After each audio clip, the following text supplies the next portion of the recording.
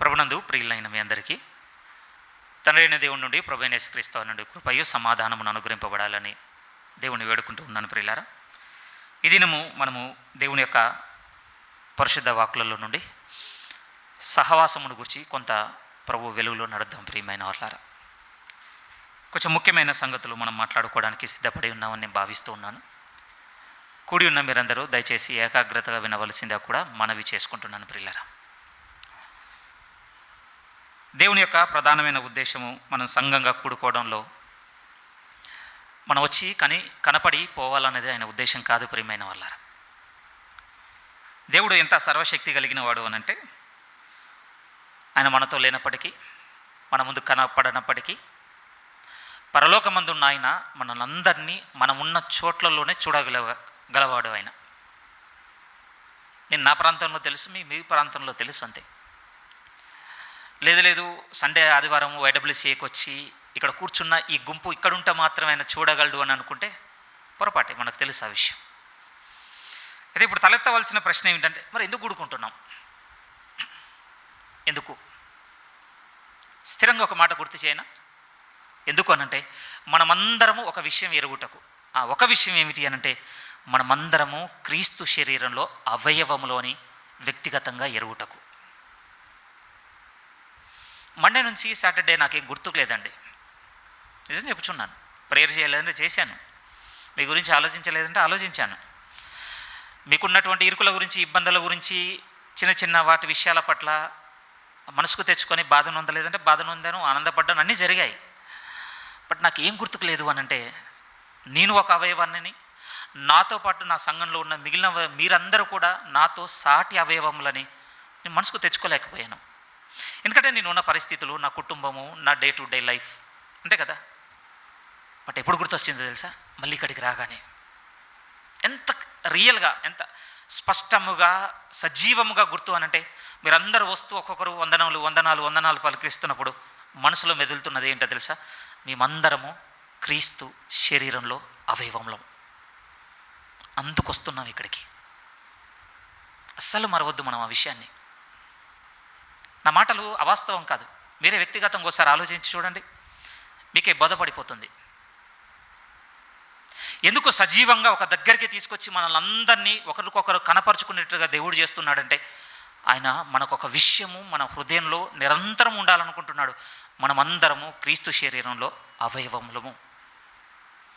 ఇది చాలా ప్రధానమైన విషయం ప్రియమైన వాళ్ళారా, చాలా ప్రధానం ఇది. దేవునికి, ఆయనకి చాలా అవసరం ఈ విషయం. ఒక విషయంలో మిమ్మల్ని అందరినీ నిజంగా ప్రభునందు ప్రోత్సహించాలి. ఏమిటి అనంటే, దయ్యమే దేవుడుగా ఆరాధించబడుతున్న ఈ కాలాలలో నిజ దేవుణ్ణి నమ్మి ఆయన ఆరాధిస్తున్న గుంపులో మీరందరూ, మీతో పాటు నేను చేర్చబడ్డందుకు ప్రభునందు మంచి సంతోషంతో మిమ్మల్ని అందరినీ ఎంతగానో అప్రిషియేట్ చేస్తున్నానండి. మీరు నిలబడ్డ ఈ స్థిరమైనటువంటి నిర్ణయము గొప్పది, మీరు తీసుకున్నారు. హ్యాపీ. అయితే బాగా వినండి ప్రియమైన వాళ్ళారా, ఇంత మంచి విషయంలో నుంచి పడిపోయేటువంటి పరిస్థితులు అనేకములు ఎదురవుతుంటాయండి మనకి. ప్రకటన గ్రంథంలోనికి మీరు రాగలిగినట్లయితే ఒక 2 లేఖనములను ఆత్మ సంబంధంగా మన కంటికి కనిపించకపోయినా క్రియారూపకంగా దాని యొక్క కాన్సిక్వెన్స్ అంటాం కదా, దాని పర్యావసానం బయట కనపడుతున్నటువంటి 2 పరిచర్యలను చూద్దాం బైబిల్లో. ప్రకటన గ్రంథము 12వ అధ్యాయము. ముందుగా ఈ వాక్యం నుంచి మొదలు పెట్టుకుందాం. 10వ వాక్యం చదువుతున్నాను. ప్రకటన గ్రంథము 12వ అధ్యాయం 10వ వాక్యం. పరిశుద్ధ సేవకులు చెప్తూ ఇదే మాట అంటుంటారు. 2 మినిస్ట్రీలు వెళ్తున్నాయి ఇప్పుడు. ఒక మినిస్ట్రీ ఇక్కడ ఉంది, ఇంకొక మినిస్ట్రీ ఇంకో దగ్గర ఉంది, దాని దగ్గర కూడా వెళ్తాం. ఈ మినిస్ట్రీ ఏమనుందో చూడండి. ఈ పరిచర్య ఏం జరుగుతుందట అంటే, ఒక గొప్ప స్వరము పరలోకమందు ఇలాగు చెప్పుట వింటిని. ఏమని చెప్తుందట ఆ స్వరము? రాత్రింబగళ్ళు మన దేవుని ఎదుట మన సహోదరుల మీద నేరము మోపువాడైన అపవాది పడద్రోయబడి ఉన్నాడు. రైట్. ఒక క్వశ్చన్ అడగాలనుకుంటున్నాను మిమ్మల్ని. ఎవరు నేరం మోపుతున్నారో మీకు నాకు తెలుసు. ఇట్లా అడగగానే అట్లా ఆన్సర్ చెప్పేస్తారు మీరు వెంటనే కదా. సాతాను, అపవాదాన్ని ఇస్తారు. అంత సింపుల్ క్వశ్చన్ అడగను. ఇప్పుడు అసలు క్వశ్చన్ అడుగుతాను. అబద్ధం చెప్తుందా, నిజం చెప్తుందా? ఇది చెప్పండి, గెస్ చేయండి. అక్కడ ఏం జరుగుతుంది అంటే, మళ్ళీ చదువుదాం మాట 10.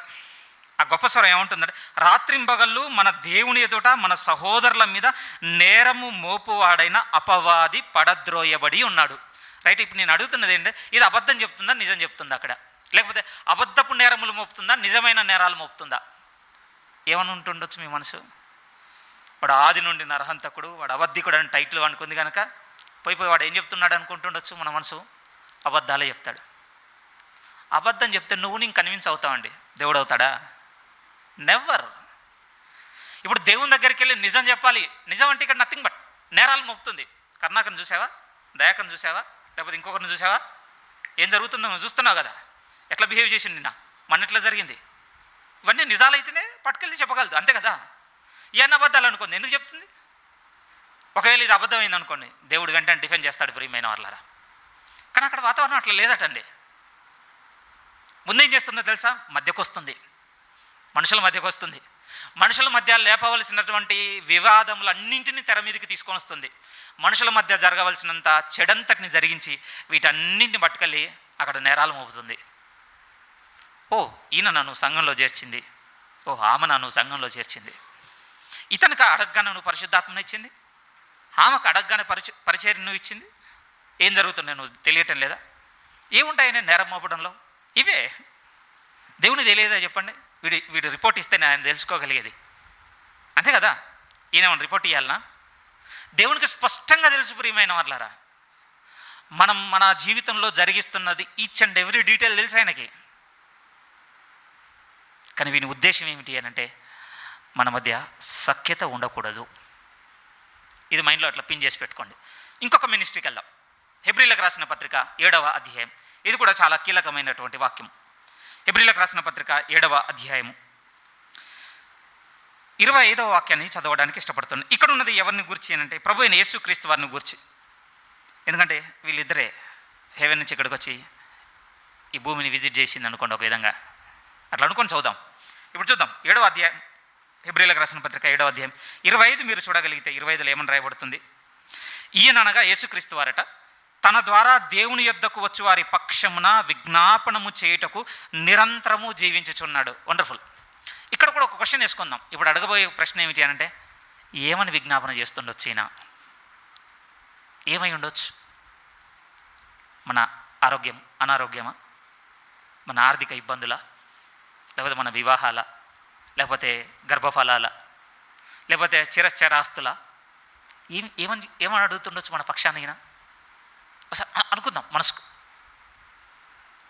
నిజం చెప్పనా, వీటి కొరకు నిరంతరం విజ్ఞాపన చేయాల్సిన అవసరం లేదండి. ఫర్ ఎగ్జాంపుల్ నేను ఒకటి చెప్తాను. మీరు వివాహం కోసం ఎదురు చూస్తున్నారు. ఒకసారి వివాహానికి పర్మిషన్ ఇచ్చి పెళ్లి చేస్తే అయిపోయా, అంతే కదా. దీనికోసం నిరంతరం కావాలన్నా? ఈరోజు ఒక పెళ్ళి రేపో పెళ్ళి అంటావా? దేవుడు మామూలు కొట్టాడు కదా, మనకు తెలుసు కదా. పని గర్భఫలాలు అంటారా? అయిపోయింది ఒకసారి ఇస్తే. లేదు ప్రభా, నాకు భూమి మీద ఉన్న జనం అంతమంది నాకే కావాలి, రోజు ఒకరు ఇచ్చుకుంటే బాగుందామా? సస్తం ఫీడ్ చేయలేక ఇద్దరికి అయిపోతుంది ఇప్పుడు కదా. ఇల్లు అడుగుదాం ఏంటి చెప్పండి, ఒకసారి ఆలోచించండి. ఇవే అనుకోండి. పోనీ ఆరోగ్యం అన్నదా? లేదు ఆరోగ్యం అయితే నెలకోసారి 6 నెలలకోసారి సిక్ అవుతా ఉన్నాం కనుక దానికోసం అడుగుతున్నాడు అనుకుందామా? నేను ఒకటి చెప్పనా, మనకున్నటువంటి వాక్యపు ఆధారమును బట్టి ఆయన ఒక ప్రార్థన చేశాడండి. నిజంగా లిటరల్గా బైబిల్లో యేసుక్రీస్తు వారి రికార్డెడ్ ప్రేయర్ ఏదైనా ఉందంటే ఒక్కటే ఉందండి. ప్రతిసారి చదువుతున్నప్పుడు నాకు కూడా క్యూరియస్, నాకు కూడా ఉన్నటువంటి ఆసక్తి ఏంటంటే అసలు ఏమని అడిగి ఉండొచ్చు ఆయన. ఎందుకంటే ఆయన పెందల కడన లేచి అరణ్యంలోకి వెళ్ళి ప్రార్థించాను, లేకపోతే ఏకాంతంగా ఒక చోటికి వెళ్ళి ప్రార్థించాను. ఏం చేస్తుండొచ్చు? ఈవెన్ గెత్సెమనే తోటలో ప్రార్థన కూడా మనకు హిడెన్ థింగే. పోనీ అక్కడ ఉండండి అని విడిచిపెట్టిపోయినటువంటి శిష్యులు వినడానికి ఏమైనా సోర్స్ ఉందంటే వాళ్ళు కూడా వినలేకపోయారు. పోనీ ఎక్కడో కూడా పొడిగా కొన్ని రాశారనడానికి ఏం లేదు. ఉన్న ఒకే ఒక్క ప్రేయర్ అండి. యోహాను సువార్త 17వ అధ్యాయం మాత్రమే ఎవిడెన్స్ మనకున్నది. ఆ ప్రార్థన అంతా దేనికోసం తెలుసా? తండ్రి, నేను వెళుతున్నాను, నా వాక్యం వీరికిచ్చి వెళ్ళిపోతున్నాను. ఇప్పుడు నేను అడుగుతున్న ఒకే ఒక విజ్ఞాపన ఏమిటి అని అంటే, ఈ వాక్యం నందు విశ్వాసం ఉంచిన వారందరూ ఏకంగా ఉండేటట్టు చూడు తండ్రి. ఇంకేం అడగలేదండి, ఇంకేం అడగలేదు. మీరు చూడండి, ఇప్పుడు ఇవి రెండు జరుగుతాయి. కళ్ళతో మనం చూడకపోవచ్చు, కానీ వాటి కాన్సిక్వెన్స్ అంటాం కదా, వాటి క్రియా ఫలాలు బయట కనపడుతున్నాయి. ఒక మినిస్ట్రీ ఏం జరుగుతుంది అని అంటే సహోదరుల మధ్య నేరములు మోపుటకు హేతువులు వాటన్నిటిని కలగజేసి లేనిపోని కంపంతా ఇక్కడ లేపుతుంది. ఈ లేపిన కంపను పట్టుకుపోయి రిపోర్ట్ చేస్తుంది ఒకడు. ఇంకొక మినిస్ట్రీ ఏం జరుగుతుంది అంటే నిరంతరం అటండి. నిజం తెలుసా, ఈరోజు నేను నా తమ్ముడు ఓకే ఎస్ఎస్ అన్నంత మాత్రం రేపు కూడా ఎస్ అనేటట్టుగా ఉండవండి. రేపటి దాకెందుకు, ఇక్కడ చర్చ్లో ఆమెను ఇంటికి వెళ్ళగానే ఇంట్లో ఇంకొక పరిస్థితి వేరేలా జరిగిందనుకోండి, డిస్టర్బెన్స్, బ్రేక్ అయింది మళ్ళీ. నిజంగా యూనిటీ బ్రేక్ అయినంతగా ఏది బ్రేక్ అవ్వట్లేదండి ఈరోజు. అందుకోసం ప్రభు కూడా అంటున్న మాట ఎలా ఉందంటే, తండ్రి ఇగో నేను అంటే ఈయన ద్వారా దేవుని యొద్దకు వచ్చేవారి పక్షమున ఆయన నిరంతరం విజ్ఞాపన చేస్తున్నాడు. ఎందుకు అనంటే మీరు ఏకంగా ఉండాలి, ఏకంగా ఉండాలి. అదే బిబ్లికల్గా వర్డ్గా రాయబడింది ఏంటంటే ఫెలోషిప్, సహవాసం అని రాయబడింది. ప్రియమైన వాళ్ళారా, అదే సహవాసం, మనం ఏకముగా ఉండుట. రైట్. ఎందుకు ఇంత ఇంపార్టెన్స్ సహవాసము, ఎందుకు ఇంత ఇంపార్టెన్స్ అంటే ఈ లేఖనం బాగా అర్థం కావాలండి మనకు. యోహాను మొదటి పత్రికలోనికి రండి. చాలా కీలకమైన మాట, ఎన్నిసార్లు చదువుతున్నా నాకు చాలా ఆశ్చర్యంగా ఉంటుంది. ప్రభుని ఎప్పటికీ అడుగుతూనే ఉంటుంటాను, అసలు ఎప్పటికీ పరిపూర్ణమైనటువంటి వెలుగు నాకు అనుగ్రహిస్తావు దేవా ఈ లేఖనం పట్ల అని. ఎందుకంటే అంత ఫ్యాసినేటింగ్గా రాయబడిందండి. అది చిన్నగా ఏం రాయవలేదు తెలుసా. యోహాను మొదటి పత్రిక మొదటి అధ్యాయం మొదటి 4 వాక్యాలు ఎంత కీలకమైనవి తెలుసా. సార్ ఇది చదవడానికి ముందు ఒకటి అడగాలి మిమ్మల్ని. ఏమడుగుతాను అని అంటే, మీరు ఒక సంఘటన కల్లారా చూశారు అని చెవులారా విన్నారు, చేతులారా తాకారు ఒక విషయం. ఇప్పుడు అది లేదు, జరగలేదు, అది లేనే లేదు అని ఒకరు మనల్ని విభేదిస్తున్నారు అనుకోండి, మీరు ఏం చేస్తారు చెప్పండి? మీరు స్టాండ్ తీసుకుంటారండి. ఎంత ఎక్స్టెండెడ్కైనా, నేను కన్నులారా చూసిన దాన్ని, నువ్వు 1,00,000 చెప్పు, 1,00,000 చెప్పు, నేను చూసిన దాన్ని, ఎన్ని చెప్పినా కన్విన్స్ అవ్వ. చూడడం మాత్రమే కాదు, దాన్ని ముట్టుకున్నా కూడా, నేను ముట్టుకోవడం మాత్రమే కాదు, దాని గురించి నేను విన్నా కూడా, అస్సలు కాంప్రమైజ్ అవ్వను. తీసుకో స్టాండ్ తీసుకుంటాం, లేకపోతే చూడడం ఎందుకు చెప్పండి, ఇంకా అంతే కదా. ఎంత మేరకు ఒక స్టాండ్ తీసుకుంటాం, ఎంత మేరకు తీసుకుంటాము అని అంటే ఇక అది మరింతగా మనల్ని అభ్యంతరపరిచేది, ఇక మనమే మోసపోయినాం, అరే చూసి కూడా మోసపోయినాం అన్నటువంటి ఏదన్నా ఒకటి ఉంటే అట్లాంటి రేర్ థింగ్ దగ్గర మనం ఏమన్నా మార్చుకోవచ్చేమో ఒపీనియన్. కానీ మ్యాక్సిమం అండి ట్రై చేస్తామండి. నేను చూసిన ఇంకంతే. ఎందుకు ఈ మాట చెప్తున్నాను అంటే, ఈరోజు దేవుని తరపున మనం నిలబడ్డాం ప్రియమైన వాళ్ళారా. రానున్న దినాలు ఎలా రాబోతున్నాయి అని అంటే, ఇది దేవుడు లేడని బాహాటముగా ప్రకటింపబడబోతున్న దినాలు ఉన్నాయి. అసలు ఏం లేదు, ఏమీ లేదంటే లేదంతే. ఇప్పుడు మీరు చెప్పండి, రేపటి రోజున మనం డిఫెండ్ చేయాలి అని అంటే ఎక్స్పీరియన్స్ ఉండాలా వద్దా? ఖచ్చితంగా ఉండాలండి. లేదనుకోండి ఒక 4 బలమైన నిరూపణలు, సైంటిఫిక్ ప్రూఫ్స్ పట్టుకొచ్చారనుకోండి, అయిపోయిందంటే నోరల్లో పెట్టడం, ఇంకేముంది మన దగ్గర. లేకపోతే ఇంకేదన్నా జాగ్రఫికల్గా ఇంకేవో తీసుకొచ్చేసి, చూసావా మీరు ఏదో రాసుకున్న వాటిలో అవి లేవు, అక్కడ జరగలేదు, ఇగో లిటరల్ ప్రూఫ్ నీ కళ్ళ ముందు పెడుతున్నాను పెట్టాడు అనుకో, అయిపోయింది అంతే సంగతి. ఇప్పుడు వెళ్ళి వానంతా రీసెర్చా మనం చేయలేం అని చూడగానే మనకు అర్థమైపోతుంది. వీనంత చదువు నేనాడు చదువుతాను, నాకన్నా ఎక్కువ చదివింది కనుక మేబీ నిజమై ఉండొచ్చు, అయిపోయిందంటే. కానీ అదే ప్లేస్లో జస్ట్ ఇమాజిన్ ప్రియమైన వాళ్ళారా, మనమే చూసి తాకి మాట్లాడిన అనుభవాలు కలిగి ఉంటే మీరు చెప్పండి, కాంప్రమైజ్ అవుతామా? ఇంకా 4 కాదు 40 తీసుకురా, నాకు తెలుసు ఉన్నాడు ఆయన అంటాం. అదే అపోస్తులో కూడా నిలబడింది ఒకరోజు. అలాంటి ఎక్స్పీరియన్స్ ఇక్కడ రాయబడుతుందండి. ఇప్పుడు చూద్దాం, ఇది మైండ్ పెట్టుకొని చూద్దాం, చూడండి ఎంత బాగుంటుందో. యోహాను మొదటి పత్రిక మొదటి అధ్యాయం 1 నుంచి 4 వాక్యాలు చాలా జాగ్రత్తగా చూడగలిగితే, జీవవాక్యమును గూర్చినది ఆది నుండి ఏది ఉండెనో, ఇది మామూలు ఆది కాదు. యోహాను సువార్త మొదటి అధ్యాయంలో ఉన్నటువంటి ఆది అందు ప్రకటన, లేకపోతే ఆది కాండము 1వ అధ్యాయం 1, ఆది అందు దేవుడు భూమి, వాటికంటే ఇంకా బ్యాక్ అనమాట. అంతే, ఇంకా స్థిరంగా చెప్పాలంటే బిగినింగే తెలియనటువంటి ఒక పీరియడ్, ప్రారంభమే తెలవని, అసలు ఇది ఏ విధంగా మొదలైందో దీని ప్రారంభమే తెలవని ఒక టైం దగ్గర తీసుకెళ్ళి మాట్లాడుతూ అంటున్నాడు. ఆది నుండి ఏది ఉండిందో దాని గురించి మాట్లాడుతూ ఉంటున్నాడు. ఏది ఉండెనో, మేము ఏది వింటిమో, కన్నులారా ఏది చూచితమో, ఏది నిదానించి కనుగొంటిమో, మా చేతులు దేని తాకి చూచినో అది మీకు తెలియజేయుచున్నాము. దేవుని గురించే రాస్తున్నారండి వాళ్ళు. దేవుని గురించే రాస్తున్నారు. ఎలా రాస్తున్నారు భక్తులు అని అంటే, కళ్ళారా మేము చూసాం, చెవులారా మేము విన్నాం, చేతులారా తాకాం. అలా ఇలా కూడా కాదు, నిదానించి కనుక్కున్నాం.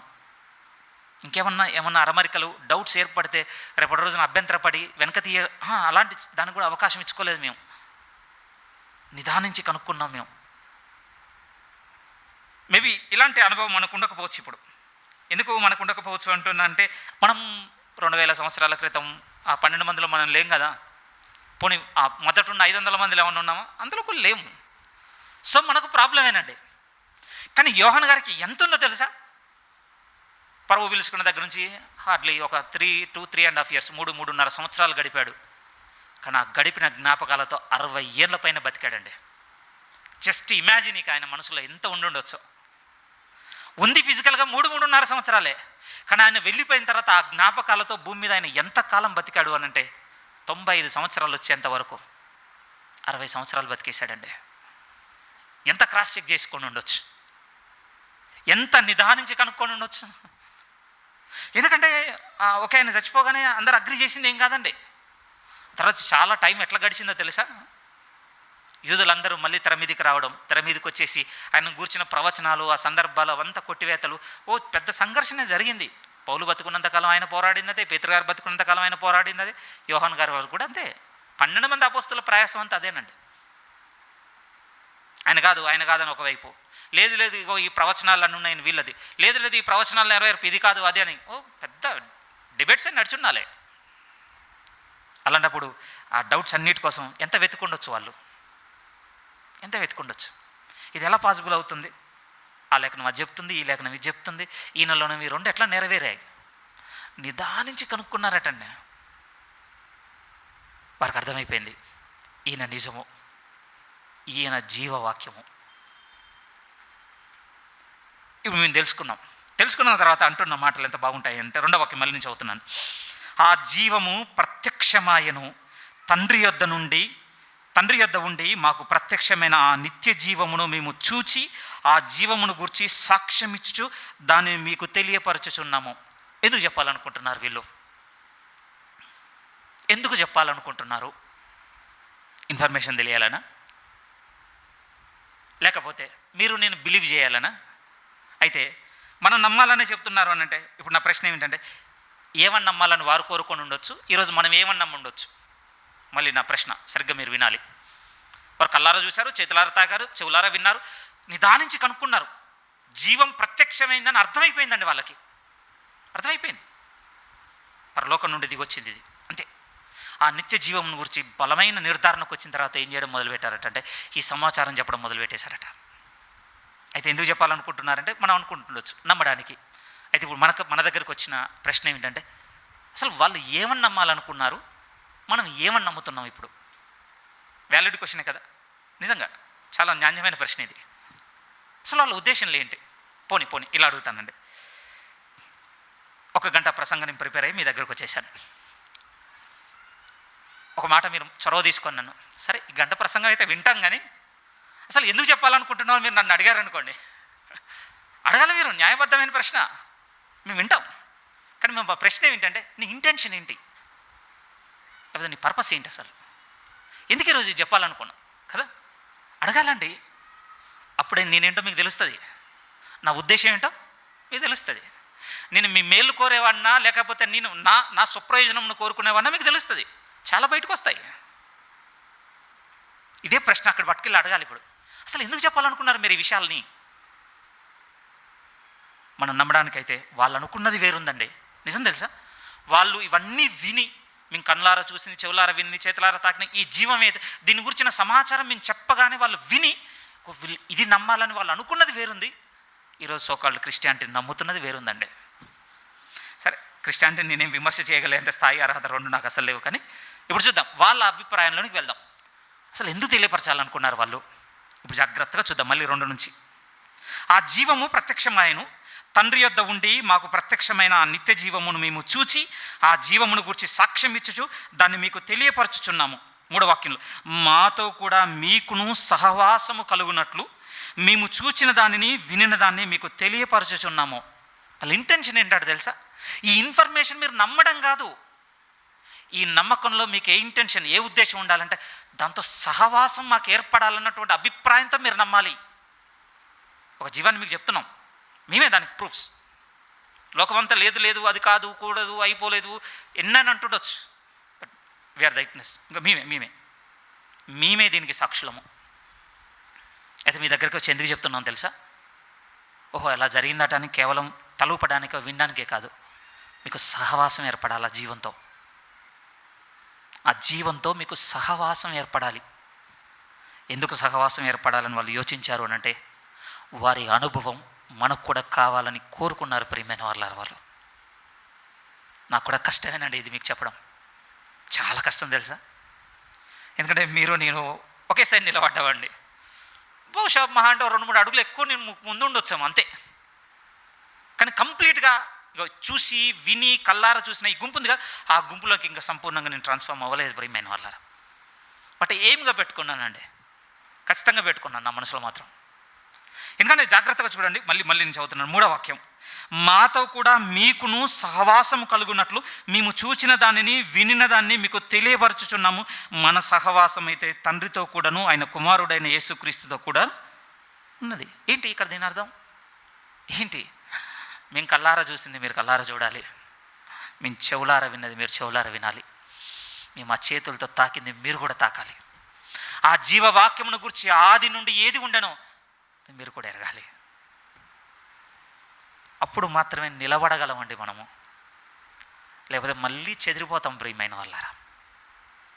బహుశా ఇంతకాలం అంటే ప్రీవియస్ డేస్, గడిచిపోయిన దినాల్లో మనం నమ్మిన లేకపోతే మనకున్నటువంటి విశ్వాసం కంటే బలమైన పరీక్ష ఇంక ఎదురవ్వలేదు కనుక ప్రభు వైపు ఉండుండొచ్చు మనం. ఇప్పుడు దీనికంటే కొంచెం స్ట్రాంగ్గా ఏదన్నా లైఫ్లోకి ఎంటర్ అయింది అనుకోండి, అప్పుడు తెలుస్తుంది ప్రియమైన వాళ్ళారా. నిజం తెలుసా, ఇలాంటివే ఇక ముందు ఇంతకంటే చిన్నవి వస్తాయేమన్న గ్యారంటీ ఉందా? నెవ్వర్ అండి. అయ్యో ఇంకా రాలేదండి మన మీదికి. ఏది దేవుడా లేకపోతే నీ జీవితమా? ఇక్కడ నువ్వు ఎంపిక చేసుకున్నటువంటి కఠినమైన పరీక్షలకి ఇంకా దిగలేదు మనం. దేవుడా నీ కుటుంబమా, లేకపోతే దేవుడా నీ యొక్క వ్యక్తిగతమైనటువంటి సుఖాల ఏదైనా తీసుకుని, దేవుడా నీ ఉద్యోగమా, దేవుడా నీ ప్రమోషనా, ఏదైనా పెట్టుకోండి ప్లీజ్. ఇంకా ఎదుర్కోలేదండి. ఎదుర్కోకపోయేసరికి ఏమనుకుంటున్నాను, వీటన్నిటిని మనం దాటగలం అనుకుంటున్నాం. కానీ బట్ వినండి ప్రియమైన వారు, అది ఎదురైనప్పుడు తెలుస్తుందండి. ఆ రోజు కూడా వీరి వాళ్ళే నిలబడాలి అని అంటే ఈ సాక్ష్యం మనకు కావాలండి. వీరు పొందిన ఈ అనుభూతి మనకు కావాల్సిందే, లేకపోతే చాలా ఈజీగా మనం చెదిరిపోతాం ప్రియమైన వాళ్ళ. ఇంకా స్థిరంగా మీతో చెప్పమనంటే, ఇప్పటికీ కొన్ని బలమైన నిర్ణయాలు మనం తీసుకోలేకపోతున్నామంటే రీజన్ అదేనండి, బలంగా ఈ దేవుని ఎరగలేదంతే.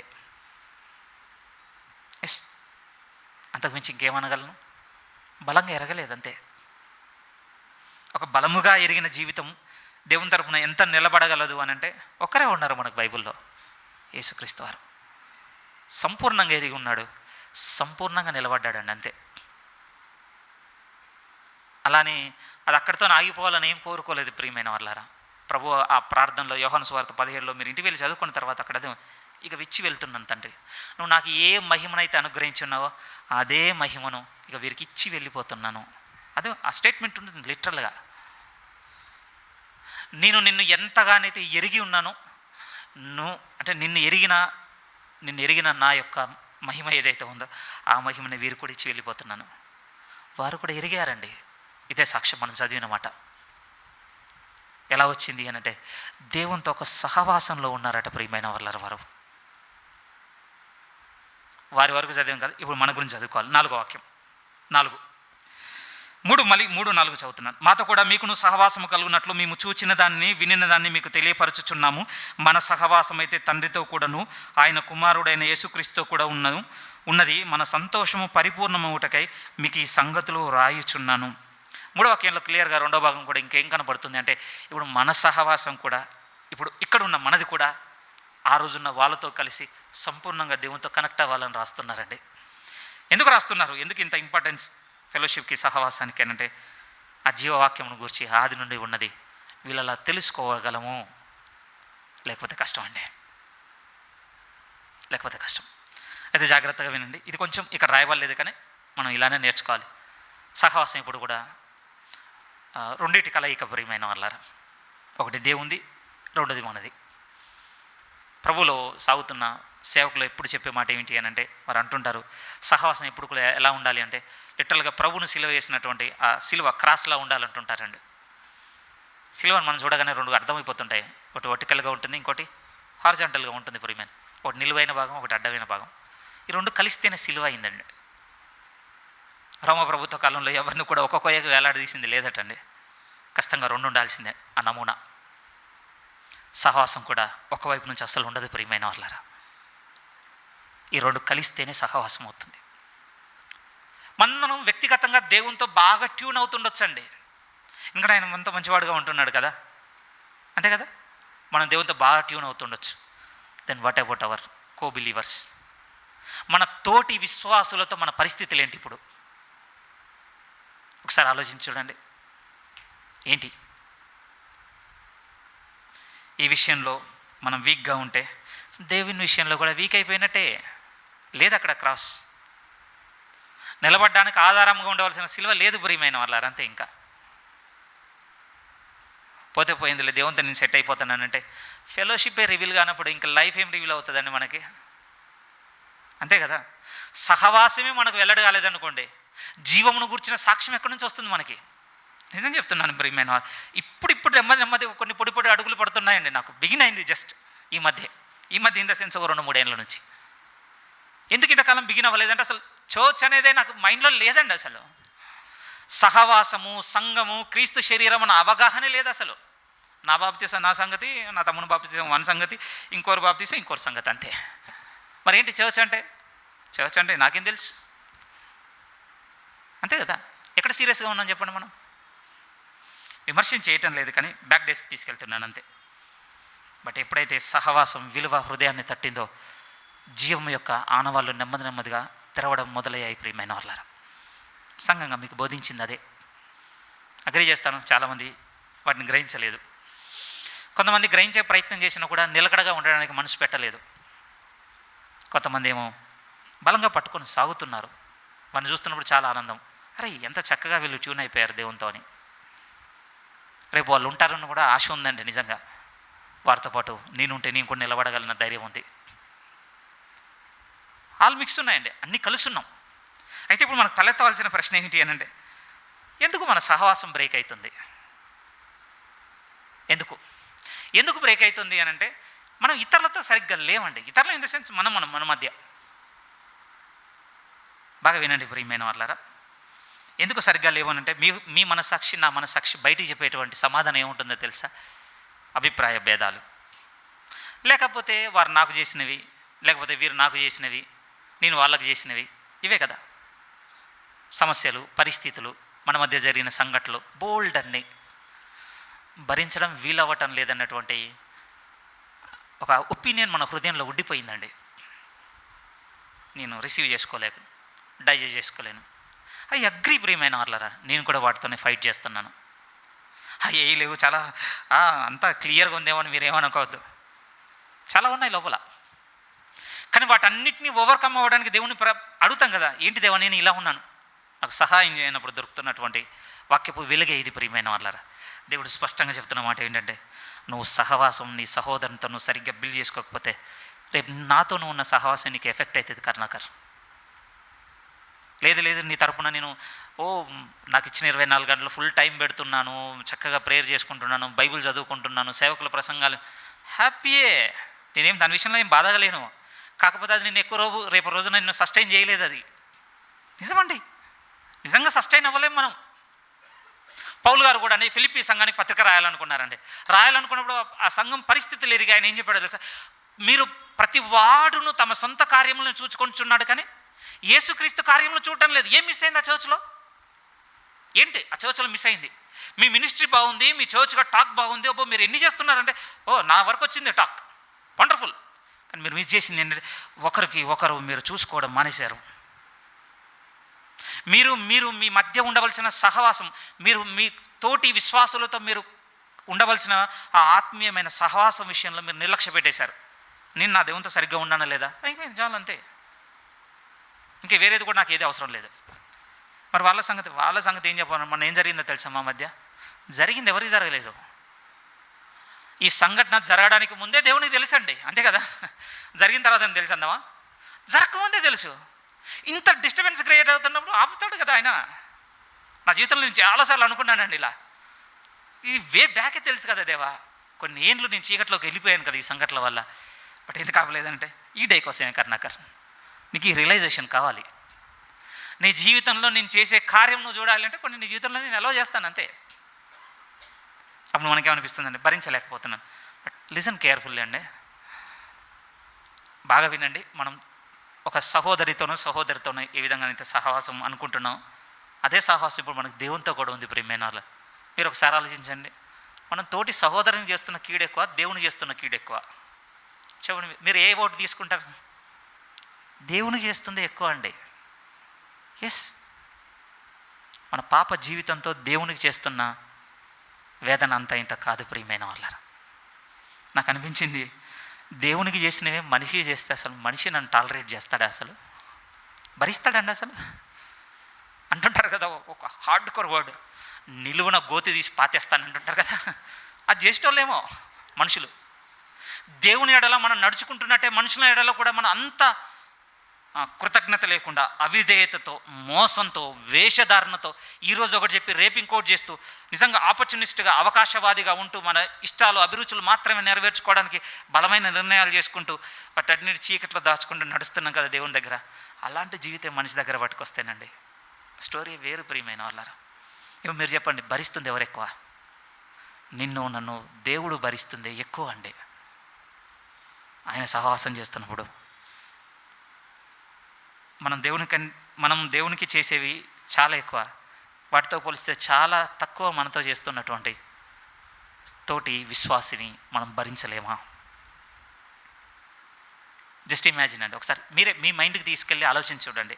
ఒక ఎక్స్ అనే పర్సన్ పెట్టుకోండి, ఎన్ని చేసి ఉండొచ్చు ఇతను నా ఎడల? ఎన్ని? 10, 20, 50, 100? అన్ని రోజులే లేవు కదండి ఫస్ట్ కదా. అన్ని రోజులే లేవు మన లైఫ్లో. ఎన్నున్నాయి సంఘటనలు? ఫింగర్స్ మీద అండి, వేళ్ళ మీద లెక్క పెట్టుకోగలివి. ఇంత ఎడబాట మనకు. సరేనండి, ఇదంతా మనకి ఇంకొక వైపు పెయిన్ఫుల్ థింగే. బట్ నేను దేవుని వైపు వచ్చి ఏం మాట్లాడుతాను? జీవంను గూర్చినటువంటి అనుభవం మిస్ అవుతుంది ప్రియమైన వాళ్ళారా మనకి.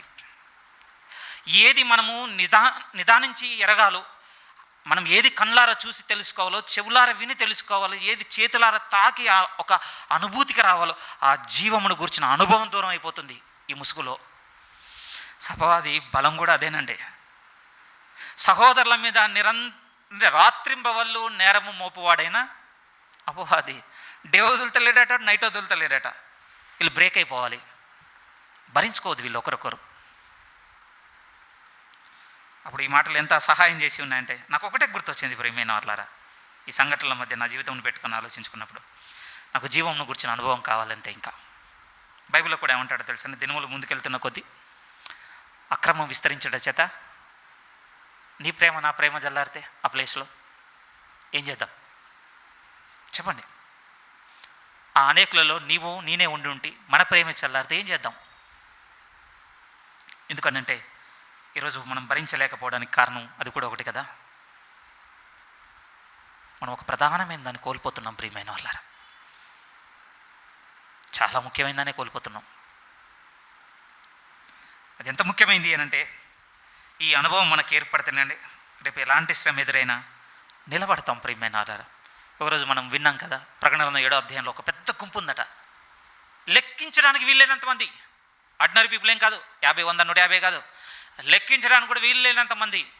వారందరూ ఎక్కడి నుంచి వచ్చారని యోహాను గారు అడగగానే దూత మాట్లాడింది, వీరు మహాశ్రమల గుండా తమ వస్త్రములను ఉదుక్కొని తెలుపు చేసుకొని ప్రవేశించిన వారు. ఏంటండి అంత ధైర్యం? చిన్న పదం కదా అక్కడ రాయబడింది మన బైబిల్లో, వీరు మహాశ్రమలు గుండా. రండి, ఎందుకు మనం కొన్ని వాక్యాలు మిస్ అవ్వాలి. 7వ అధ్యాయం ప్రకటన గ్రంథము 7వ అధ్యాయము 13, 14 వాక్యాలు మీరు చూడండి. పెద్దలలో ఒకడు, ప్రకటన గ్రంథము 7వ అధ్యాయం 13 నుంచి, పెద్దలలో ఒకడు తెల్లని వస్త్రములు ధరించుకొని ఉన్న వీరెవరు, ఎక్కడి నుండి వచ్చిరని ఆయనను అడిగను. అందుకు నేను, అయ్యా నీకే తెలియననగా అతడు ఇలాగూ నాతో చెప్పాను. ఎందుకంటే యోహాను గారు తెలియదండి. ఎందుకు తెలియదు అంటున్నాను? దూత చూడగలిగేంత దీర్ఘదృష్టి యోహాను గారికి లేదే కదా, మనలాంటి మనిషి అతను. ఏమో ఏం చెప్పగలడు చెప్పండి, ఐ డోంట్ నో అనేసాడు. అప్పుడు ఎరుగున్న దూత మాట్లాడుతుంది, ఏమంటుందంటే, అతడు నాతో ఇలాగ చెప్పాను, వీరు మహాశ్రమల నుండి వచ్చిన వారు గొర్రెపిల్ల రక్తంలో తమ వస్త్రములు ఉద్దుకొని వాటిని తెలుపు చేసుకునేరి. వెనక తీయలేదేటండి. చచ్చిపోయేంత వరకు నిలబడ్డారు అని అంటే ఇంతకంటే పెద్ద టెస్ట్ ఏముంటుంది చెప్పండి. ఇంకా ఫైనల్ టెస్ట్ ఏదైనా ఉంది అంటే చావు వరకేనండి. దాంట్లో కూడా నిలబడ్డారు అని అంటే ఎంత కాన్ఫిడెన్స్ ఏర్పడుతుందండి దేవుని గురించి, ఎంత స్థిరమైనటువంటి నమ్మకం ఏర్పడుతూ ఉంటారు చెప్పండి. అక్కడ దాకా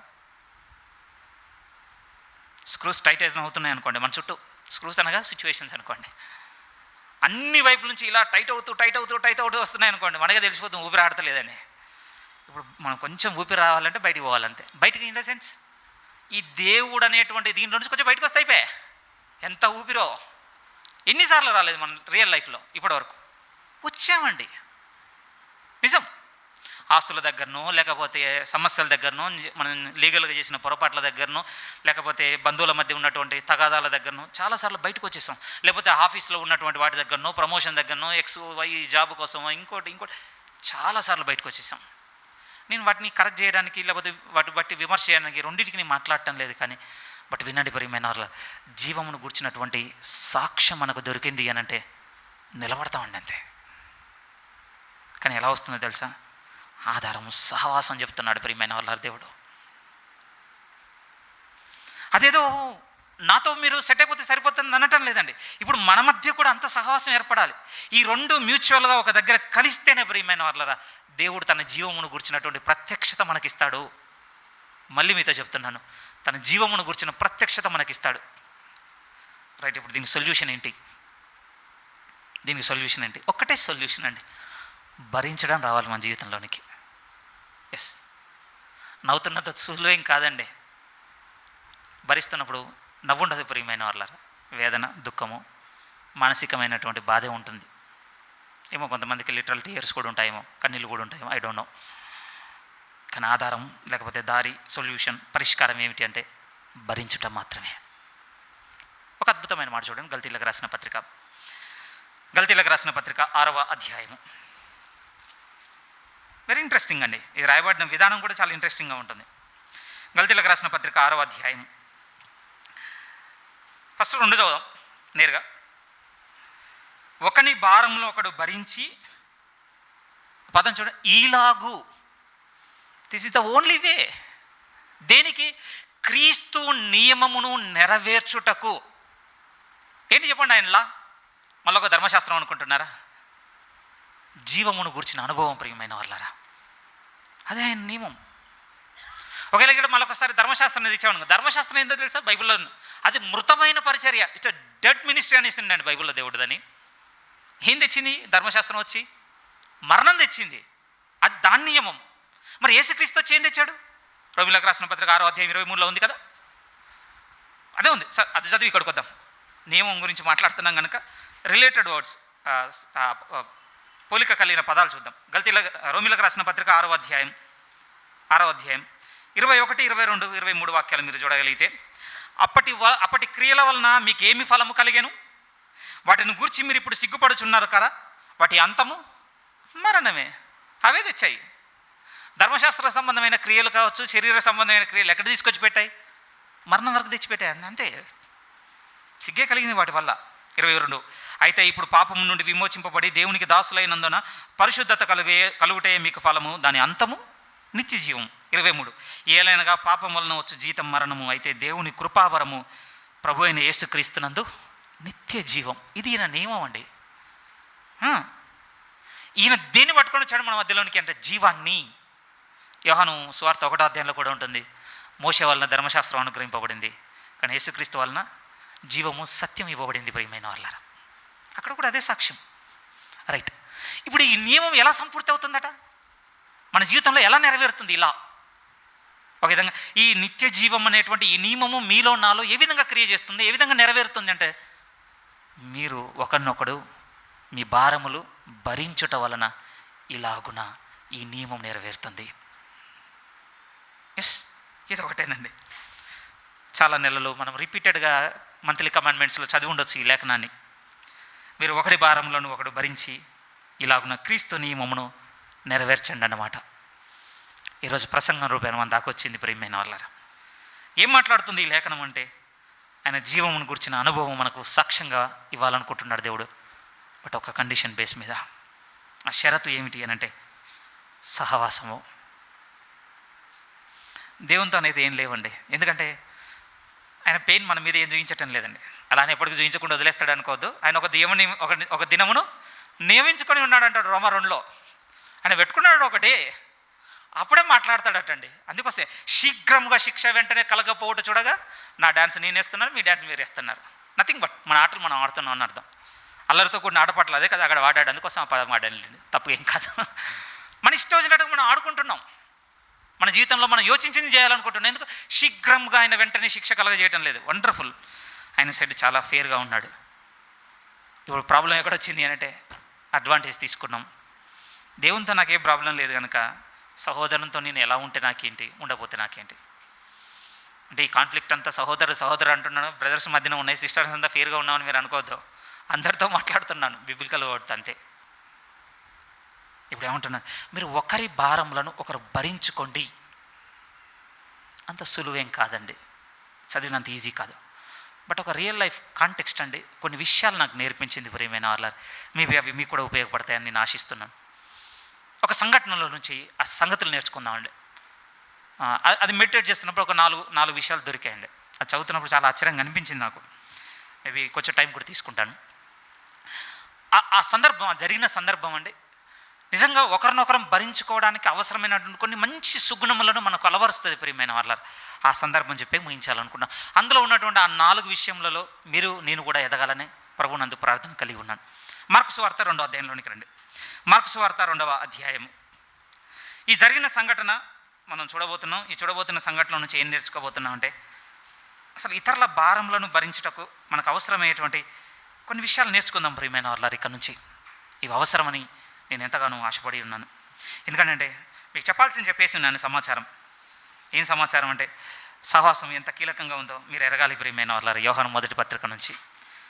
అయితే ఆ సహవాసం బిల్డ్ అవ్వాలి, లేకపోతే తుదమట్టుకు నిలవాలి అని అంటే అది దేవునితో ఉండాలి, మన సహోదరులతో ఉండాలి.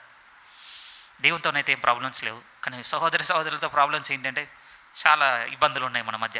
ఒకరినొకరు సహించుకోలేకపోతున్నాం, భరించలేకపోతున్నాం కదా. బట్ ఇది ఒకటే వే అంటున్నాడు ఆయన, ఇలాగున క్రీస్తు నియమమును నెరవేర్చండి. మరి భరించడానికి దేవమ్మ కొన్ని సలహా ఇవ్వు అనంటే దేవుడు ఈ సంఘటన నుంచి నేర్పిస్తుంది, చదవాలి. ఏంటి ఈ సంఘటన అంటే ఇంట్రెస్టింగ్ అండి. ఒక పక్షవాయు కలిగిన వ్యక్తిని పై ఇంటి కప్పు తెరిచి కిందకి దించి ప్రభు స్వస్థత పొందించగానే నీ పాపములు క్షమింపబడి ఉన్నావని అతనితో చెప్పగానే అతను వాళ్ళ ముందు నుంచి వెళ్ళిపోవడం. సింపుల్. బట్ నేను ఇది పక్షవాయువు అంటే పెరాలసిస్, పక్షవాతం వచ్చినటువంటి ఆ వ్యక్తి పాయింట్ ఆఫ్ వ్యూలో నుంచి నేను మాట్లాడటం లేదు. నేను ఏ కోణంలో మాట్లాడాలనుకుంటున్నాను సందర్భాన్ని అంటే, మోసుకొచ్చిన వాళ్ళ పాయింట్ ఆఫ్ వ్యూలో మాట్లాడాలనుకుంటున్నానండి. మోసుకొచ్చిన వాళ్ళు ఎందుకు తెచ్చారు, అసలు తేవాలన్న ఆలోచన వాళ్ళకి ఎందుకు రైజ్ అయింది, వాళ్ళు తేవాలనుకున్నప్పుడు అలాంటి పరిస్థితులు ఎందుకు ఉన్నాయి అక్కడ, అలాంటి పరిస్థితుల్లో అసలు అలాంటి నిర్ణయం తీసుకోవడానికి అక్కడ ఉన్న క్రౌడ్ ఎట్లా ఎలవ్ చేశారు. అసలు చాలా ఇంట్రెస్టింగ్ అనిపించినాయి ఇలాంటి క్వశ్చన్స్ అన్నీ వేసుకుని చదువుతున్నప్పుడు. నేను చెప్తున్నాను కదా, మీరు కూడా ఇంటికి వెళ్ళి చదివి చూడండి ఒకసారి. ఆ సిచ్యువేషన్ మధ్యలోనికి వెళ్ళండి. ఒక సినిమాటిక్ వ్యూ అంటారు కదా, అలా అక్కడికి వెళ్ళి ఆ సిచ్యువేషన్, జరుగుతున్న డ్రామా చుట్టూ ఒకసారి ఇమాజిన్ చేయండి. ఎందుకంటే చాలా రాయబడిందండి అక్కడ. చూద్దాం ఎంత ఇంట్రెస్టింగ్గా ఉంటుందో. ఫస్ట్ థింగే షాక్ అవుతారు మీరు. ఫస్ట్ థింగే ఆ సందర్భంలో అసలు స్వస్థతకు చోటే లేదండి అక్కడ, తెలుసా? అక్కడ జరిగిన ఒకే ఒక్క స్వస్థత అండి. కానీ గ్యాదర్ అయింది ఎంతమంది తెలుసా? ఆ ఇంటి ముందు వాకిట కూడా స్థలం లేనంత మంది ఉన్నారట. మీరు చెప్పండి ఎంతమంది ఉండవచ్చు? బోల్డ్ అంతమంది. అరే ఇంతమందిలో ఒక్క స్వస్థతకేనా ఎలవ్ చేసింది దేవుడు? సందర్భం అలాంటిది జరిగిందండి అక్కడ. ఇప్పుడు చూడండి, మార్కు సువార్త 2వ అధ్యాయంలోనికి మీరు వస్తే ఫస్ట్ స్టేట్మెంట్ చూడండి, కొన్ని దినములైన పిమ్మట. ఎందుకు వచ్చింది గ్యాప్? ఈ గ్యాప్ ఎందుకు వచ్చింది? ఏదో జరిగింది అక్కడ. ఎందుకంటే ఆ కొన్ని దినాలు ప్రభువట వాళ్ళ మధ్య ఉండడానికి అంటే ఉండలేకపోయాడు. ఏం జరిగింది అంటే అరణ్యానికి ప్రభు అరణ్యానికి వెళ్ళిపోవాల్సి వచ్చింది. ఎందుకు అరణ్యానికి వెళ్ళిపోయాడు? ఎందుకు వెళ్ళిపోయాడు అంటే మీరు 1వ అధ్యాయం ఎండింగ్లో చదువుతున్నారు. పేతురు అత్తను స్వస్థపరచగానే పబ్లిసిటీ అయిపోయిందండి. ఆ గ్రామంలో ఉన్న వాళ్ళు వచ్చారు. ఆ తర్వాత అనేకులకు స్ప్రెడ్ అయిపోయిన తర్వాత ఎవ్వరు చూడు స్వస్థత కోసం వస్తున్నారు. పెందలక్కడ లేవగానే ప్రభు కనపడలేదు శిష్యులకి. వెతుకుంటూ వెళ్ళిపోగానే ఒక దగ్గర ప్రార్థన చేసుకుంటూ కనపడ్డాడు. వెంటనే వచ్చి ప్రభుకు రిపోర్ట్ చేశారు. ప్రభు, అనేకులు వచ్చి వెయిట్ చేస్తున్నారు. సీరియస్గా ప్రభుకు మాట్లాడినాడు, రండి ఇతర సమీప గ్రామంలో ప్రకటించినట్లు మనం వెళుదాం. సందర్భం ఏమిటి అని అంటే, ప్రభు ఒకవైపు సాగుతుండగానే ఒకరిని స్వస్థపరిచారు. దాన్ని బట్టి అనేకులు స్వస్థత కోసం వచ్చారు. నేను ఇక్కడ పాజిటివ్ అండి స్వస్థత కోసం వచ్చిన వాళ్ళ పట్ల. ఎందుకంటే నాకు కూడా సిక్నెస్ ఉంటేనే తెలుస్తుంది పెయిన్ అనేది, అంతే కదా, ఈజీ ఏం కాదు కదండి. వాళ్ళ తరపున నేను నిలబడతాను. కానీ ఇక్కడ జరిగిన సంఘటన ఏంటంటే, ప్రభు గ్యాప్ తీసుకున్నాడండి. అది మీరు ఆలోచించండి. జస్ట్ ఇమాజిన్, మీరు ఒక హాస్పిటల్కి వెళ్ళగానే అంటే అవుట్ పేషెంట్ అలౌ చేయటం లేదని మేనేజ్మెంట్ చెప్పింది అనుకోండి, మీరు ఏం చేస్తారు? ఆలోచనలు పడతారా పడరా? అరే నిన్నటిదాకా చూసారు మంచిగా, మా ఇంటి పక్కనే మీరు ట్రీట్మెంట్ చేశారు, నాది అదే ప్రాబ్లం అండి, ఇక్కడికి వస్తే క్యూర్ అయిద్దని వచ్చిన ఆల్ ఆఫ్ సడన్ మీరేంటి అసలు మేము పేషెంట్స్ని అలౌ చేయమంటున్నారు, ఏం జరిగింది అని అడుగుతారు కదా. అడిగిన తర్వాత సిచ్యువేషన్ చెప్పగానే ఒక కన్క్లూజన్కి వస్తామండి. ఏం కన్క్లూజన్కి వస్తామండి? అయితే వేరే హాస్పిటల్ కన్నా వెళ్ళాలనుకుంటాం, లేకపోతే మళ్ళీ ఇంకొద్ది రోజుల్లో తొందరలో తెరుస్తాడంటే కొంచెం ఓర్చుకొని ఇక్కడే చేయించుకుందాం, ఎందుకంటే ఇక్కడ తగ్గుతుందని నమ్మకం వచ్చింది కదా అని అట్లనే వెయిట్ చేస్తాం. బట్ మనం అక్కడున్న పరిస్థితులకు సరెండర్ అవుతాం కదా, అవుతాం. రైట్, ఏమైంది, ఎందుకు స్వస్థపరచటం లేదు ప్రభు అనగానే ఆబ్వియస్గా మాట్లాడుకున్నారు. వాళ్ళు మాట్లాడుకోలేదు నేను అనగాను. ప్రభు ఈ విషయంలో సముఖంగా లేడు. సో పబ్లిక్ అర్థమైపోయిందండి. అందుకోసం ఆ గ్యాదరింగ్లో ఎవ్వరు కూడా హీలింగ్ కోసం రాలేదండి. అనేకులలో వినడానికే వచ్చారు. ప్రియమైన వాళ్ళరా, మీకు అక్కడ ఉన్నటువంటి పరిస్థితులను మీ మనసులో బిల్డ్ చేస్తున్నాను. ఇప్పుడు అదొక్కటి మైండ్లో పెట్టుకోండి. ఎందుకంటే ఈయన మోసుకొచ్చిన వ్యక్తులలో కనపడినటువంటి గుణాలు నాకు చాలా ఇంట్రెస్టింగ్ అనిపించింది ఈ కాంటెక్స్ట్లో చూసినప్పుడు. ఇప్పుడు జాగ్రత్తగా చూద్దాం. 2వ అధ్యాయం మొదటి నుంచి చూడగలిగితే జాగ్రత్తగా. కొన్ని దినములైన పిమ్మట ఆయన మరలా కపెర్నహూములోనికి వచ్చెను. ఆయన ఇంట ఉన్నాడని వినవచ్చినప్పుడు అనేకులు కూడి వచ్చిరు కనుక వాకిటనైనా వారికి స్థలము లేకపోయాను. ఆయన వారికి వాక్యము బోధించుండగా బిగిన్ చేయడం టీచింగ్ అయిందండి. జనాలు కూడా చాలా ఇంట్రెస్టింగ్గా వింటున్నారు. ఎందుకంటే వాళ్ళు కూడా విన్నాను వచ్చారు కదా, వాళ్ళు కూడా విందామని వచ్చారు. వండర్ఫుల్. ఇది ఇలా సాగుతుండగానే బోధిస్తూనే ఉన్నాడు, వాళ్ళు చాలా సీరియస్గానే వింటున్నారు. ఇంకా ఏ విధంగా చెప్పగలను, మోస్ట్లీ డెడ్ సైలెన్స్ కూడా ఉండొచ్చండి ఆ ప్రమిసెస్ అంతా. ఇప్పుడంటే సౌండ్ సిస్టమ్ కనుక మీ గోల కంటే ఇది ఎక్కువ ఉంది కనుక మేము ఏం చేసినా మీరు వెనక నుంచి ఏం చేసుకుని నడిచిపోతుందండి. నా బేర్ వాయిస్తో మాట్లాడుతున్నాను అనుకోండి మీతో, అప్పుడు పక్కనోడు అన్న కూడా మీకు కోపం వస్తుంది. ఇప్పుడు ఏది మేము వినాలి, సైలెంట్గా ఉండరాదు. ఒకటి ఉంటుంది మన మైండ్లో, మేబీ ఆ ఇంటి వాతావరణం అంతా చాలా సైలెంట్గా ఉందండి, ప్రభు బోధిస్తున్నాడు. అప్పుడు ఒక సంఘటన జరిగింది. కొంతమంది ఏం చేశారట అంటే, పక్షవాయువు కలిగిన వాటిని ఒక 4 చేత మోయించుకొని తీసుకొస్తున్నారట. ఫస్ట్ రేజ్ అయినటువంటి పాయింట్ ఏంటంటే, అసలు ఎందుకు తేవాలనుకున్నారు? ఒకే ఒక వర్డ్ కనపడుతుంది ప్రియమైన వాళ్ళు అక్కడ చదివితే, కనికరము. అంతేనండి. ఇతరుల భారములను మనం భరించడానికి కావాల్సిన మొదటి మెట్టు ఏంటో తెలుసా ప్రియమైన వాళ్ళారా? మన కనికరం ఉండాలండి. వారిని గూర్చినటువంటి కంపాషన్ మనకు ఉండాలి. నిజం తెలుసా అండి, మనందరం నడవగలుగుతూ మన వలె అవయవాలు కలిగి నడవలేని స్థితిలో మనసాన పడి ఉన్న ఒక వ్యక్తిని చూస్తే మనసులో ఉండేటువంటి ఆలోచన, వారు కూడా నడిస్తే బాగుంటుంది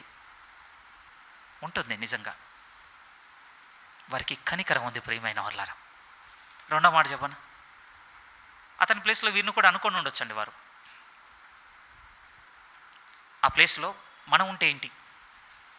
ఎందుకు ఈ మాట చెప్తున్నానంటే, మనం కూడా సహోదరుల మధ్య ఒకరి భారంలో ఒకరిని భరించాలి అని అంటే, వారి సిచ్యువేషన్లో మనం ఉంటే ఏం జరుగుతుందనే ఆలోచన కూడా మనకు అవసరం ప్రియమైన వాళ్ళారా. అక్కడే కదా కనికరం వచ్చి నిలబడి మాట్లాడేది. ఓకే, అగ్రీ చేస్తానండి. మన జీవితంలో ఆ సంఘటన జరిగినప్పుడు వెంటనే మనం అంత బలంగా నిలబడకపోవచ్చు, ఒప్పుకుంటాను. కానీ సమయం మనకు కొంత పరిణతిని ఇస్తుంది ప్రియమైన వాళ్ళ, మెచ్యూరిటీ. అప్పుడు కూడా మనం నిలబడకపోతే మనలో ఒక గొప్ప విషయమును కోల్పోతున్న వారం అవుతాం.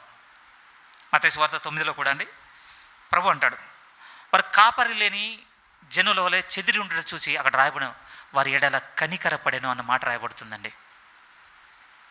వారి ఎడల కనికరపడెను. ఈ పాయింట్ ఆఫ్ వ్యూలో మీరు ఎప్పుడైనా ఆలోచించారండి? ఏది అని అంటే, తండ్రి వీరేమి చేయుచున్నారో వీరు ఎరగరు కనుక వీరిని క్షమించు. ఎవ్రీ గుడ్ ఫ్రైడే భలే ఉంటుంది అది. బట్ ఎందుకన్నాడంటే ఏం చెప్తామండి మనం? కనికరం అన్న విషయాన్ని మీరు ఎప్పుడైనా వినుంటారా? నెవర్ అండి, నేను ఇంతవరకు వినలేదు. నిజం ప్రియమైన వాళ్ళరా, ప్రభువు శిలువలో వేలాడుతూ అక్కడ ఆయన దూషిస్తున్న వారిలో చూసింది ఏమిటంటే కనికరంతోనే చూస్తున్నాడండి వారిని.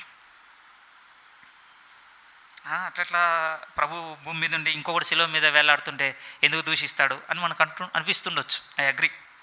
బట్ మన చోట ఆయన ఉన్నాడు కదా, మనం చేస్తాం కదండి అది. అదే ఆలోచిస్తున్నాడు ఆయన.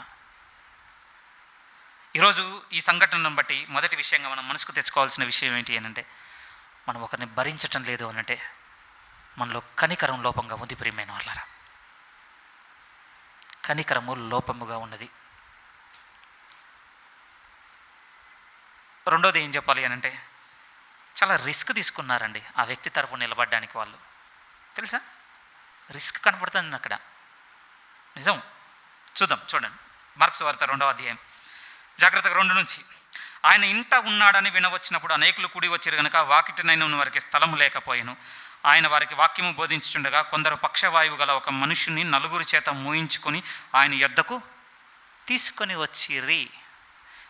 నాకు ఎందుకు మరి ఈ తీసుకురావాలని ఆలోచన పుట్టిన వాళ్ళు ఎందుకు మరి లేకపోయారో నాకు తెలియలేదు. కానీ ఒక రిస్క్ అయితే తీసుకున్నారండి. ఒక 4 హైర్ చేసుకున్నారట. ఆ 4 పట్టుకొని తీసుకొస్తున్నారు ప్రియమైన వాళ్ళారు. నిజంగా మన జీవితంలో కూడా అండి ఒకరిని భరించాలి అని అంటే అంత సింపుల్ ఏమి ఉండదండి. తెలుసా, చాలా రిస్క్ తీసుకోవాల్సి ఉంటుంది మన జీవితంలో. మేబీ ఆ రిస్క్లో మన నుంచి మనకు ఎదురేటువంటి చాలా ఇబ్బందులు ఉంటాయి.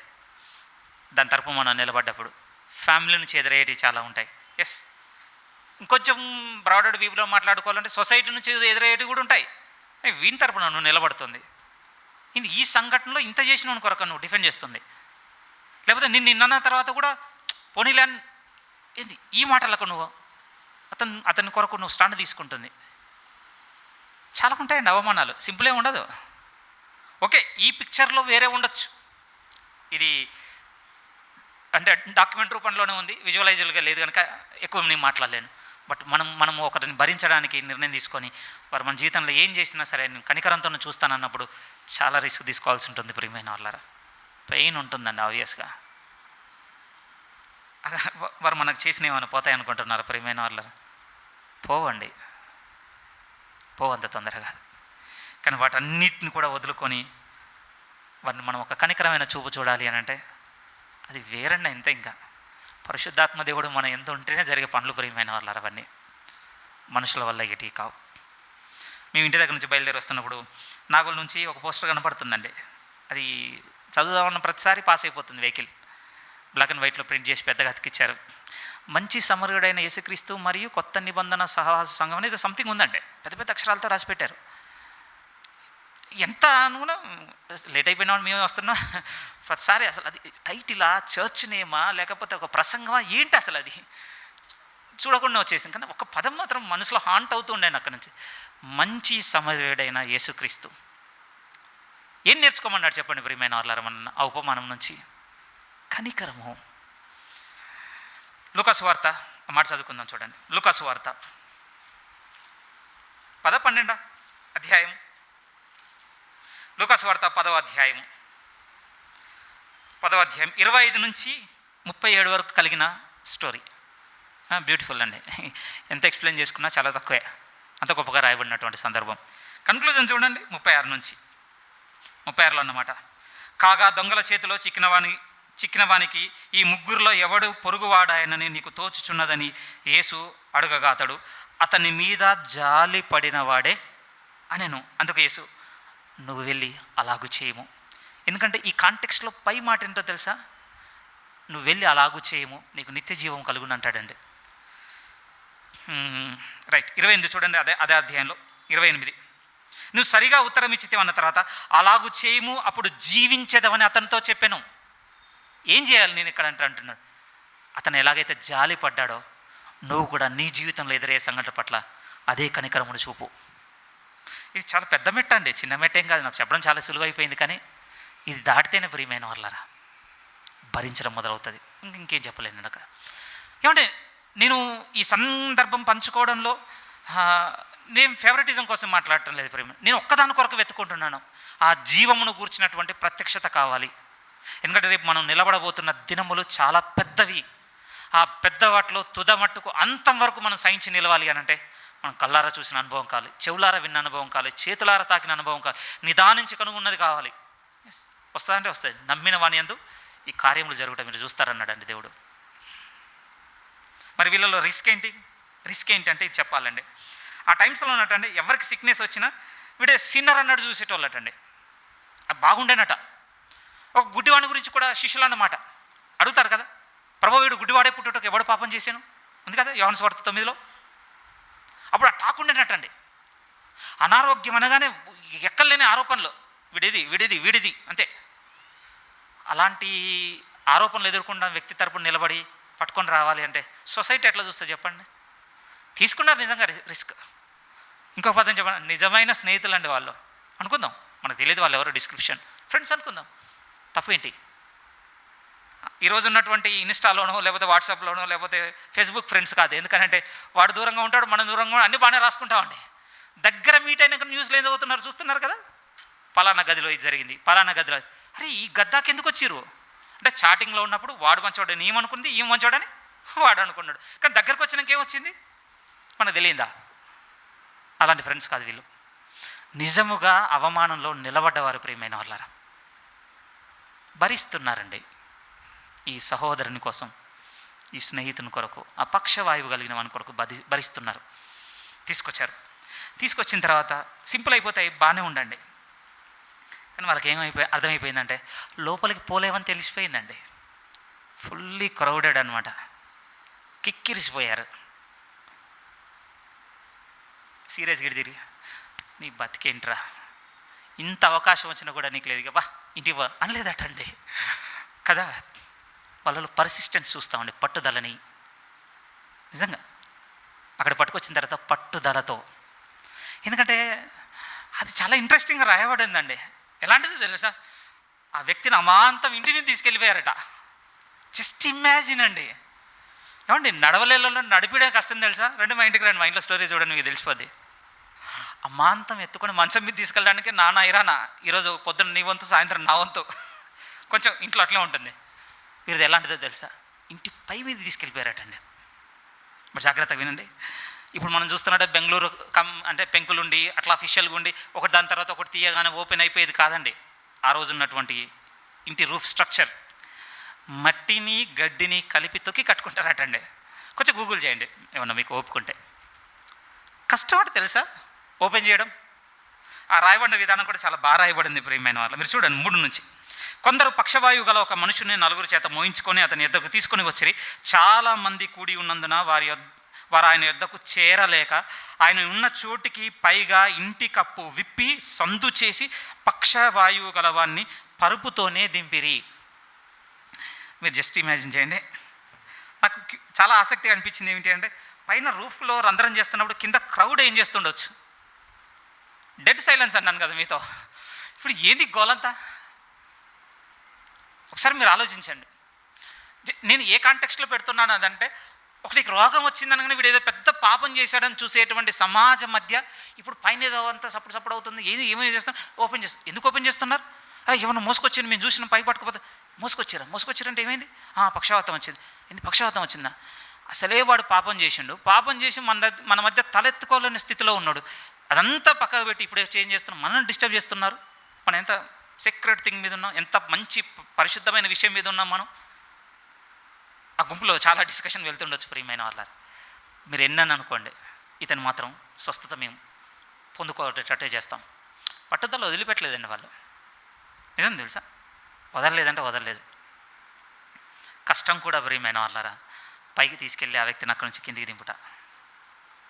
నాకు చాలా ఇంట్రెస్టింగ్ అనిపించింది ఏంటంటే, అసలు ప్రభు ఆ సందర్భంలో ఆయన వాతావరణము, ఎందుకంటే ఇంటికి అప్పనగానే ఇట్లా అనగానే పోదు కదండి, టైం తీసుకుంటుంది. నాకు అనిపించింది నేను బయటికి ఎందుకు రాలేదు ప్రభు, ఈ డిస్టర్బెన్స్ అంతా ఎందుకు, బయటకు వచ్చి తీసుకురండి అనలేడా? అనగలడు. మీరు చెప్పండి, ఇంత సంఘటనకు ప్రభు అవకాశం ఇచ్చిందంటే ఈ సంఘటనలు మనం నేర్చుకోవడానికే ప్రియమైన వాళ్ళరా. ప్రభు కనుక బయటకు వచ్చి స్వస్థపరచుంటే పట్టుదలని తెలుసుకోలేకపోయే వాళ్ళం మనం. ఆ మోసుకొచ్చిన వారిలో ఎంత పట్టుదల ఉంది అని అంటే, ఏదైనా పర్వాలేదు ఇంటి ఓనర్ ఎట్లా ఒప్పుకున్నాడు, అది కూడా ఇంట్రెస్టింగే, ఆశ్చర్యమే. ఎట్లా కన్విన్స్ చేశారో ఏమో జరిగిందో తెలియదు, కానీ ఓపెన్ చేసి ప్రభు అక్కడి నుంచి దించారు. ప్రియమైన వాళ్ళారా, మొదటిది ఏం కనపడుతుందంటే కనికరం బలంగా ఉందండి వాళ్ళకి. ఇతను జబ్బు పడ్డ వ్యక్తి ఇతడు స్వస్థపడాలి. రెండోది ఏంటంటే దీని కొరకు ఏ స్టాండ్ అయినా మేము తీసుకుంటాం, మేము రిస్క్ చేస్తాం. మూడోది ఏమిటంటే ఒకవేళ సోర్స్ అనుమతి దొరకలేదు, అవకాశం దొరకలేదంటే మేము వదిలిపెట్టాం. ఇవన్నీ భరించడానికి మనకు కూడా కావాలి ప్రియమైన వాళ్ళారా, నిజంగా కావాలండి. ఒకదాంతోనే నేను కుదరదు ప్రియమైన వాళ్ళారా, రిస్క్ చేయాల్సి వస్తుంది. రిస్క్ చేసిన తర్వాత కూడా చాలా పట్టుదలతో ఆ రిస్క్ మనం నిలబడాల్సి వస్తుంది కూడా. చెప్పడం నాకు కూడా ఈజీగా ఉందండి, కానీ నాకున్న నిరీక్షణ ఏమిటంటే ఈ టెస్ట్ మనందరి జీవితంలోకి రావాలి. ఒకరిని భరించే విషయంలో ఇది రావాలండి, ఈ అడుగులు పడాలి మన జీవితంలో. పడితేనే రేపు జీవం చూస్తాం ప్రియమైన వాళ్ళారా. రేపు జీవం గురించి ఎరిగితేనే సాక్ష్యంగా, లేకపోతే ఎనీ ఎక్స్టెంట్ కండి మనం నిలబడి ఉండగలుగుతాం అంతం వరకు సహించి. వీటన్నిటిపైన నిలబడేది ఏంటో తెలుసా అండి, 4th స్టెప్. ఈ సంఘటనలో ఏ ఒక్కరికి విశ్వాసం లేకపోయినా స్టోరీ లేదండి, ఇక అపారమైన విశ్వాసం ఉంది ప్రియమైన వాళ్ళారా. ప్రభు దగ్గరకు వస్తే ప్రభు పరిస్థితులు బాగు చేస్తాడు అని.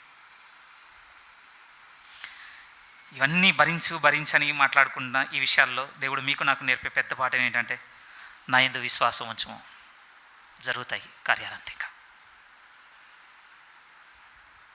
స్ట్రేంజ్, నాకు బాగా అక్కడ మంచిగా అనిపించింది ఏంటి అంటే, రావడం పైనుంచి వచ్చాడు కానీ పోవడం ఎలా పోయాడు తెలుసా, వారి ముందు నడుచుకుంటూ పోయాను. అప్పుడు నోరు మూసుకొని గ్యాప్ ఇచ్చిరండి తెలుసా. ఫస్ట్ ఏంటి, రావడానికి గ్యాప్ లేదు, కానీ నెక్స్ట్ ఏంటో తెలుసా, గ్యాప్ అయింది ప్రియమైన వాళ్ళ. బైబిల్లో కూడా ఒక రిఫరెన్స్ చాలామంది ప్రార్థనలు ఇరుకులో చెప్పండి వాడుతుంటారు కదా, విశాలత కలగజేయవాడవు నీవే. నిజం, క్రియేట్ అయిందండి దేవుడు. అక్కడ జరిగిన కార్యం ఏమిటంటే అతను వారి ముందు నుంచి నడిచిపోయాను. ఎప్పుడో తెలుసా, ఈ 4 నేను మెడిటేట్ చేస్తే 40 దొరుకుతుండొచ్చు మీకు, ధ్యానించండి ఆ కాంటెక్స్ట్. ఒక కనికరంతో పట్టుకొని వచ్చారు, దాని కొరకు ఎంతో శ్రమ తీసుకున్నారు, విడవకుండా పట్టుదలతో ప్రభు ముందు పట్టుకొచ్చారు. ప్రభు స్వస్థపరచగలడను అపారమైన విశ్వాసమును బట్టి ప్రభు ఒకే ఒక మాట అని ఉన్నాడు. అక్కడ రాయబడిన మాట కూడా అది చాలా బాగా రాయబడింది. అది ఒక్కటి చదువుతాను చూడండి. మార్కు సువార్త 2వ అధ్యాయం, ఇంట్రెస్టింగ్గా రాయబడింది అది కూడా నిజం. మార్కు సువార్త 2వ అధ్యాయం, ప్రభు కూడా నోటీస్ చేసిన దాని గురించి 5వ వాక్యంలో ఏమనుంది చూడండి. సందు చేసి పక్షవాయువు గల వారిని పరుపుతోనే దింపిరి. 5లో యేసు పక్షవాయువు కలిగిన వాని విశ్వాసం అన్నాడా, లేదు. మోసుకొచ్చిన వారి విశ్వాసం, అది కూడా కాదు. కొందరు పైన ఉన్నారు, కొందరు ఏం చేశారు, నలుగురితో పట్టుకొని వచ్చారు కదా, ఆ కొందరి విశ్వాసమును చూసి అప్పుడు అన్నమాట ఇతనితో, కుమారుడా నీ పాపములు క్షమింపబడి ఉన్నవని పక్షవాయువు గలవానితో చెప్పాను. స్టన్ను, వీడు పాపం చేసినందుకు రోగం వచ్చిందన్న ఒపీనియన్ ఉంది కదా అప్పుడు ప్రజల్లో, అందుకని అన్నమాట. పో, వీళ్ళందరూ అనుకుంటున్నారు కదా, నేను చెప్తున్నాను నీ పాపములు క్షమింపబడి ఉన్నవి. స్టన్ అండి జనాలంతా, డెడ్ సైలెన్స్. అందుకోసమే వేయిచ్చిర్రు అన్నట్టు. అంతకుముందు వేయకపోవడానికి రీజన్ ఏంటి, వీడు పాపరా నాయన వీళ్ళు రానియకండి లోపలికి, క్లోజ్. అచ్చా అవునా, నీ పాపములు క్షమింపబడి ఉన్నవి. ఇప్పుడు వీడు మనోడే గ్యాప్. బాధ నొందాలండి ఇలా ప్రవర్తించే ప్రవర్తన మనలో ఉంటే. కానీ ఇక్కడ జరిగిన అద్భుతమైన విషయం ఏమిటంటే ప్రియమైన వాళ్ళరా, ఆ వ్యక్తిలో చూపించినటువంటి ఆ చొరవ ఉంది చూసారా, ఆ వ్యక్తి కొరకు, పక్షవాతం పొందుకున్న ఆ వ్యక్తి కొరకు వారు తీసుకున్నటువంటి ఆ శ్రమ ఎన్నో విషయాలు మనకు నేర్పిస్తుంది. ఇది ఎక్కడ పనికొచ్చేదిగా ఉంది అని అంటే, అంగీకరించగలిగితే ఆత్మ సంబంధంగా ఒకరి పాపములను ఒకరు భరించే దగ్గర ఈ మాటలు మనకు అవసరం ప్రియమైన వాళ్ళరా. ప్రభునందు నేను ఒకే ఒక విషయమును కోరి ముగించాలనుకుంటున్నాను, దయచేసి ఆలకించండి. దుష్టుని బలమైన ప్రయత్నం, వాని క్రియలన్నీ మన ఏకతను, ఐకమత్యమును దెబ్బతీయట. కానీ ప్రభు యొక్క నిరంతర విజ్ఞాపన ఏమిటంటే, మనం దగ్గరగా విశ్వాసంతో, ఏక మనసుతో, ఏక అభిప్రాయంతో, ఏకాత్మతో ఉండుట. దీనికి వరముగా, ప్రతిఫలముగా దేవుడు చూపెడుతుంది ఏంటంటే, నన్ను గూర్చిన ప్రత్యక్షత నీకు దొరుకుతుంది. నిలబడతాం ప్రియమైన వాళ్ళారా, అప్పుడు తుదమట్టుకు నిలబడతాం. ఈ క్రమంలో మనకు అడ్డొచ్చేది ఏమిటంటే, ఒకరినొకరిని చేర్చుకునే విషయంలో చాలా భరించాల్సి వస్తుంది. ఆ భరించడానికి దేవుడు చూపెడతాను, కనికరం కలిగి ఉండు, మరొకకు వెళ్ళి అలాగూ చేయము, నువ్వు జీవిస్తావు. రెండోది ఏమన్నాడు అని అంటే, నువ్వు అతని ఎడలా చూపిస్తున్న కనికరానికి రిస్క్ చేయాల్సి ఉంటుంది ప్రియమైన వాళ్ళ. థర్డ్ థింగ్ ఏమిటంటే ఒకరోజుతో వదిలేయకు, పట్టుదలగా చివరి వరకు వచ్చు. ఫోర్త్ థింగ్ ఏమిటంటే అన్నిటికంటే ఎసెన్షియల్, వీటన్నిటిని నిలబెట్టే దేవుని ఎడల విశ్వాసం కలిగి మన జీవితంలో అన్నీ చేద్దాం. ప్రియమైన వాళ్ళ, భరించడమే చేద్దాం, సహించడమే చేద్దాం, గద్దించడమే చేద్దాం, ఏదైనా తీసుకుందాం, విశ్వాసంతో ప్రతి కార్యమును చేద్దాం. ఇలాగూ చేసి క్రీస్తు నియమమును నెరవేర్చుడే. దేవుడు మనల్ని బాగా బలపరచాలని మనస్ఫూర్తిగా కోరుకుంటున్నాను. సహవాసంలో మరింతగా స్థిరపరిచి జీవమును గూర్చిన ప్రత్యక్షత సంఘంగా ఉన్న మనందరికీ అనుగ్రహించాలని ప్రభువునందు కోరుకుంటూ, దేవుని యొక్క ఆత్మ మీతో ఉండి సదాకాలం నడిపించాలని ప్రభునందు దీవించుచు నా మాటలు ముగిస్తున్నాను.